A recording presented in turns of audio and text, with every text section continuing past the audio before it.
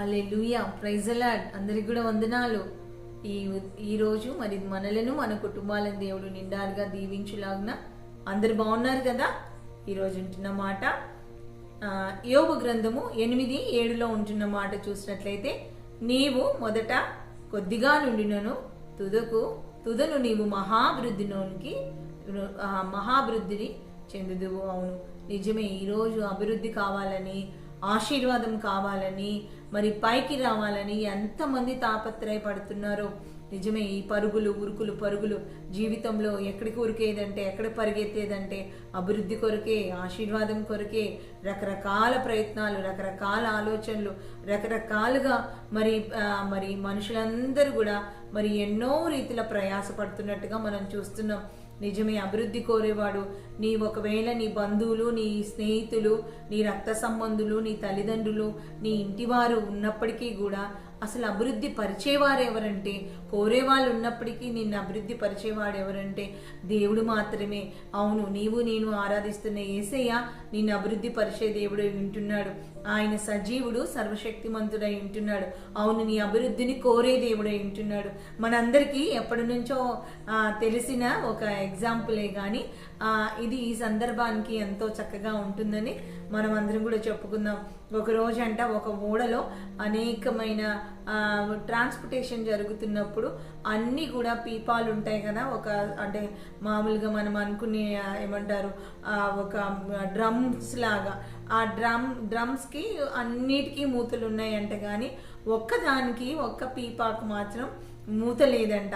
అప్పుడు ఆయన అడిగారంట, వాళ్ళు ఓడలో ఉంటున్న వాళ్ళు అడిగారంట, అయ్యయ్యో ఇందులో అన్నిటికీ మూత పెట్టి ఉంది కానీ దీనికి మూత లేదు, మరి ఆ పీతలన్నీ కూడా, క్రాప్స్ అన్నీ కూడా మరి పాకి వెళ్ళిపోతాయి కదా అంటే, అవి వాళ్ళు అన్నారంట, లేదు అవి ఎంత మాత్రం కూడా వెళ్ళిపోవు. ఎందుకు అంటే అవి ఇండియన్ క్రాఫ్ట్స్, అవి ఇండియన్ పీతలు కాబట్టి అవి ఏంటిదంటే అవి పైకి ఎక్కిపోవు. అంటే ఆయన అనుకున్నాడంట, పైకి ఎక్కిపోవు అంటే వాటికి మేబీ కాళ్ళు చేతులు ఇరగొట్టేశారేమో, పట్టేశారేమో, చచ్చిపోయాయేమో అనుకున్నాడంట. కానీ తీరా ఆయన అన్న మాట ఏమంటే, అది అవి ఏంటంటే ఒకటి పాకుతుంటే ఆల్రెడీ కింద ఉన్నది లాగేస్తుంది, నువ్వేం భయపడిన అవసరం లేదు అన్నారంట. అవును కదా, నిజమే. ఇది ఎంతో సిల్లిగా ఉన్నప్పటికీ ఈ కథ ఎంతో మరి అర్థవంతంగా ఉన్నట్టుగా మనం చూస్తున్నాం. చాలా మంది కూడా ఎదుగుతేనేమో ఏడుస్తారు, దిగజారిన స్థితిలో ఉంటేనేమో నవ్వుతారు, అంటే హేళన చేస్తారు. రెండు మనుషులే చేస్తారు. ఎదుగుతేనేమో ఓరవరు, మరి మంచి జారిపోయిన స్థితిలో, పడిపోయిన స్థితిలో ఉంటే వాళ్ళ బతికిలాగే, వాళ్ళ జీవితం ఇలాగే అనేసి మరి నీచంగా, మరి హీనంగా ఎంచి దూషించే వారిగా ఉంటారు. అవును, ఈరోజు మరి దేవుడు నీతో నాతో అంటున్న మాట ఏమంటే, ఆయన అనాదిలోనే ఆయన అంటున్న మాట ఏమంటే, అవ్వను ఆదామును చేసినప్పుడు ఆయన అన్న మాట అదే కదా. నరుణ్ణి చేసినప్పుడు ఆయన అన్నాడంట, నీవు ఫలించి అభివృద్ధి నొందాలనేసి. అవును, ఎంత గొప్ప దేవుడు అయి ఉంటున్నాడు కదా. ఈరోజు మనం చూసినట్లయితే, ఆ మాటే చూసినట్లయితే, ఒకసారి మనం అందరం కూడా ముందుకెళ్ళి చూసినట్లయితే, ఆదికాండము 1:27 ఆ మాట రాయబడింది. దేవుడు తన స్వరూపమందు నరుణ్ణి సృజించెను, దేవుని రూపమందు వాణ్ణి సృజించెను, స్త్రీని గాను పురుషుని గాను వాణ్ణి సృజించెను. 28 ఎంతో ఇంపార్టెంట్ అయిన మాట, మనం అందరం చెప్పుకునే మాట, మనందరికీ ఫెమిలియర్గా తెలిసిన మాట. దేవుడు వారిని ఆశీర్వదించెను, ఎట్లనగా మీరు ఫలించి అభివృద్ధి నొంది విస్తరించి భూమిని నిండించి దాని లోబర్చుకొనుడి, సముద్రము చేపలను, ఆకాశ పక్షులను, భూమి మీద ప్రాకు ప్రతి జీవిని ఏలుడని దేవుడు వారితో చెప్పెను. ఇందులో ఉన్న మాట, మీరు ఫలించి అభివృద్ధి నొంది విస్తరించి భూమిని నిండించి. అవును, ఆయన అంటున్న మాట, మీరు ఫలించాలి, అభివృద్ధి నొందాలి, విస్తరించాలి, భూమిని నిండించాలి. ఆయన మొదటి నుంచి కోరుకుంటున్న మాట అదే, మొదటి నుంచి చెబుతున్న మాట అదే. అంతే కదా, మీరు నా యందును నా మాటలు మీ యందు నిలిచిన ఎడల మీరు అభివృద్ధి నొందుతారు, ఫలిస్తారు అనేసి యేసయ్య గెత్సెమనే తోటలో కూడా ఆయన చివరి మాటగా చెప్పినట్టుగా, అంటే శిష్యులకు చెప్పిన మాటల్లో అది చివరి మాటగా ఉన్నట్టుగా మనం చూస్తున్నాం. అవును, ఈరోజు మరి నీ దేవుడు నీతో నాతో మాట్లాడుతున్నాడు. ఫలాన్ని కోరుతున్నావా? అభివృద్ధిని కోరుతున్నావా? ఆశీర్వాదాన్ని కోరుతున్నావా? మహాభివృద్ధిని కోరుతున్నావా? అయితే దేవుడు తప్పకుండా నీకు అనుగ్రహించే దేవుడై ఉంటున్నాడు. నీ పక్షాన నిలబడే దేవుడై ఉంటున్నాడు. అవును, నిజమే. ఒకసారి చూసినట్లయితే మనము అదే విధంగా చూసినట్లయితే ఆది కాండంలో ఇదే మాట, ఫలించడి, మీరు అభివృద్ధి నొందాలంటున్న మాట ఇక్కడ మరి నోవాహుతో కూడా అన్నట్టుగా మనం చూస్తున్న నోవాహులో ఆది కాండము 9వ అధ్యాయము 1వ వచనంలో ఆయన అంటున్నాడు, మరియు దేవుడు నోవాహును అతని కుమారులను ఆశీర్వదించి మీరు ఫలించి అభివృద్ధి పొంది భూమిని నింపుడి. ఇది అదే మాట అవ్వ ఆదాముతో అన్నాడు, నోవాహుతో అన్నాడు. ఆయన అందరితోటి కూడా అంటున్న మాట అదే. అవును, అందరితోటి అంటున్న మాట, మీరు ఫలించాలి, అభివృద్ధి నొందాలి, మరి మీరు భూమిని నింపాలి, విస్తరించబడాలి, ఆశీర్వదించబడాలి, వర్ధిల్లాలి. ఆయన కోరుతున్న దేవుడై ఉంటున్నాడు. ఇక్కడ చూసినట్లయితే ఆయన అంటున్న మాట, ఇక్కడ మరి ఒక మాట చూసినట్లయితే మరి అబ్రహాముతో దేవుడు ఒక నిబంధన చేశాడు. అబ్రహాముతో నిబంధన చేసి ఆయన అంటున్న మాట ఏమంటే, అబ్రహామును దేవుడే ఏర్పాటు చేసుకున్నాడు, అబ్రహాముకి దేవుడే ప్రత్యక్షతను అనుగ్రహించాడు, అబ్రహాముతో దేవుడే మాట్లాడాడు, అబ్రహామును దేవుడే మరి ఆయన ఎన్నుకున్నట్టుగా మనం చూస్తున్నాం. అందుకనే ఆయన అంటున్న మాట అక్కడ చూసినట్లయితే 17వ అధ్యాయము 1వ వచనంలోనే చూసినట్లయితే ఆయన అంటున్నమాట, అబ్రహాము 99 ఏండ్ల వాడైనప్పుడు యెహోవా అతనికి ప్రత్యక్షమై, నేను సర్వశక్తి గల దేవుడను, నా సన్నిధిలో నడుచుచు నిందారహితుడివై ఉండుము అంటూ ఆయన అంటున్న మాట, నాకును నీకును మధ్య నా నిబంధనను నియమించి నిన్ను అత్యధికముగా అభివృద్ధి పొందించేదనని అతనితో చెప్పెను. ఎంత గొప్ప దేవుడై ఉంటున్నాడు. నిజమే, అతడితో చెప్పిన మాట ఏమంటే, నాకును నీకును మధ్య నేను ఒక నిబంధన ఇస్తున్నాను. అవును, నిబంధన ఇచ్చింది ఆయనే, నిన్ను అభివృద్ధి పరచడానికి. ఈ నిబంధన ఎందుకొరకు అంటే, నిన్ను అభివృద్ధి పొందడానికి, నిన్ను ఆశీర్వదించడానికి.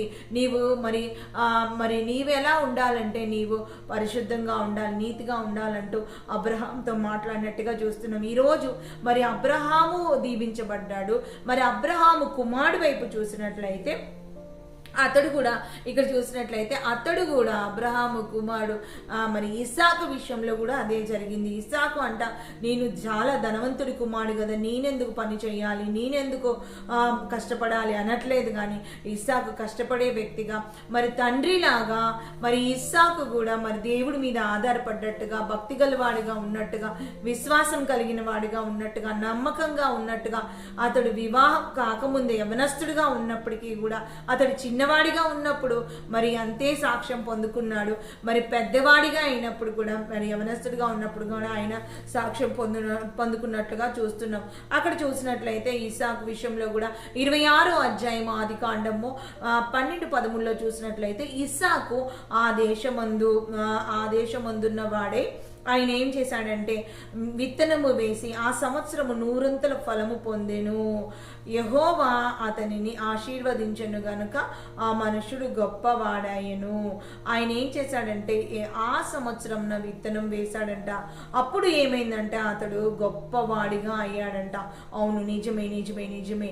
దేవుడు గొప్ప చేసేది దేవుడు. ఆయన అందున అద్భుతమైన మాట ఏమంటే 26:13లో ఉంటుంది, అతడు మిక్కిలి గొప్పవాడగు వరకు క్రమక్రమముగా అభివృద్ధి పొందుచు వచ్చెను. అతడు మిక్కిలి గొప్పవాడయ్యే వరకు కూడా, అంటే ఇంకా ఎంత గొప్పవాడు కావాలో అంత గొప్పవాడు అయ్యే వరకు కూడా ఎలాగొచ్చాడంటే క్రమక్రమముగా అతడు గొప్పవాడగుతూ వచ్చాడంట. మరి అవును, నీ ఆశీర్వాదం క్రమక్రమముగా నువ్వు గొప్పవాడు కావాలి. ఎలా కావాలంటే అభివృద్ధిలోనికి, మహాభివృద్ధిలోనికి రావాలి. అవును, వృద్ధిలోనికి రావాలని ఆయన కోరుతున్న దేవుడై ఉంటున్నాడు.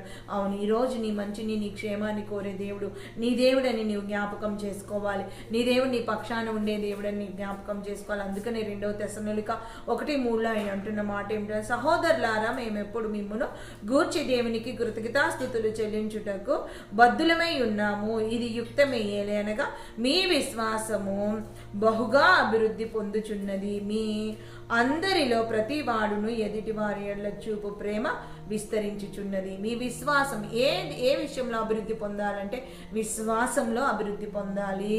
అవును, నీవు అభివృద్ధి పొందే వ్యక్తిగా ఉండాలి, ఆశీర్వాదం పొందుకునే వ్యక్తిగా ఉండాలి. క్రమక్రమముగా నీవు అభివృద్ధి పొందుకోవాలి.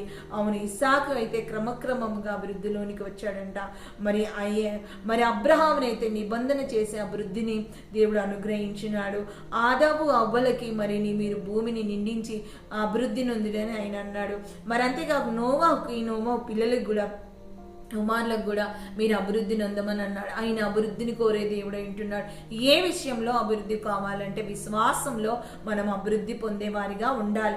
అదే మొదటి తెస్సలోనిక 3:13 చూసినట్లయితే, మేము మీ ఎడల ఎలాగూ ప్రేమలో అభివృద్ధి పొంది వర్ధిల్లుచున్నామో అలాగే మీరు ఒకరిని ఎడల ఒకడు మనుషులందరి ఎడలను ప్రేమలో అభివృద్ధి పొంది వర్ధిల్లునట్లు ప్రభువు దయచేయును గాక.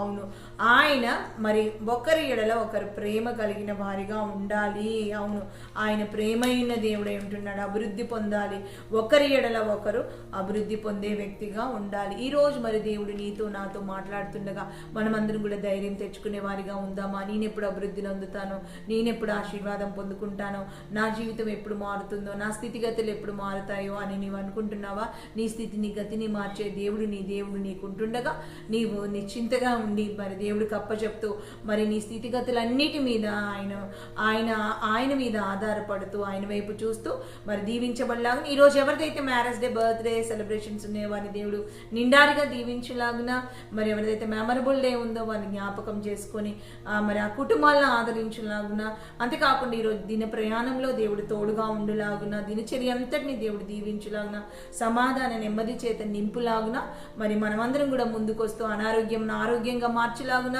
బంధకాలన్నీ తెంచులాగున, మరి ఎవరైతే అప్పు సమస్యలో ఉన్నారో కొట్టివేయబడలాగున, ప్రతి ప్రార్థన కూడా దేవుడు ఆలకించి ఆమోద ముద్ర వేసి ఉద్యోగ విషయంలో, వ్యాపార విషయంలో, వివాహ విషయంలో, గర్భఫల విషయం అన్ని విషయాల మేలు చేయలాగున మనమందరం కూడా ముందుకొస్తూ చదువులను దేవుడు దీవించి జ్ఞానమును తెలివిని ఇచ్చేలాగున చిన్న ప్రార్థనతో గొప్ప దేవుడు పాదాలు పట్టుకుందాం. స్తోత్రం యేసయ్యా, నీకు వందనాలు స్తోత్రాలు ప్రభా. అయ్యా నీకు వందనాలు స్తోత్రాలు. మొదట కొద్దిగా ఉన్నాను అవునయ్యా, కొద్దిగా ఉన్నాను అవునయ్యా. మేము గింజ వేసినప్పుడు అది కొంచెమే ఉంటుంది కానీ ప్రభా, అది నైనా చూసినప్పుడు మహావృక్షం లాగా అవుతుంది అని ప్రభా. అవునయ్యా, మీరు మాతో మాట్లాడిన మాటను బట్టి నీకు వందనాలు. తుదకు మహాభివృద్ధి నొందుతారని సెలవిచ్చిన దేవా. ఇస్సాకైతే క్రమక్రమముగా అభివృద్ధి నొందుతారని సెలవిచ్చిన దేవా. అయ్యా మేము కూడా క్రమక్రమముగా ప్రభా అభివృద్ధి నొంది మా అభివృద్ధిని కోరే దేవుడు, మా ఆశీర్వాదాన్ని కోరే దేవుడు నీవు మాకుంటుండగా ప్రభా. అయ్యా మనుషుల వైపు కాక నీ వైపు చూస్తూ ప్రభా, మనుషుల్ని నాయన బట్టి కృంగిపోక ప్రభా, నిన్ను బట్టి ధైర్యం కలిగి ముందు సాగే కృపను నాయన అనుగ్రహించమని ఈ దినచర్య అంతటిని నీ చేతులకు అప్పచెప్తూ యేసయ్య నామములో అతి వినయంగా బ్రతిమలాడి ప్రార్థించి అడిగి వేడుకుంటున్నాము తండ్రి. ఆమేన్ ఆమేన్. అప్పగించుకుంటున్నాం తండ్రి. ఆమేన్ ఆమేన్. మనల్ని మన కుటుంబాలను దేవుడి సన్నిధిలో అప్పగించుకుంటూ ఆశీర్వదించబడుదుముగాక. ఆమేన్. సబ్స్క్రైబ్ చేయండి, లైక్ చేయండి, షేర్ చేయండి, కామెంట్ చేయండి. అందరు కూడా వందనాలు. Praise the Lord. God bless you.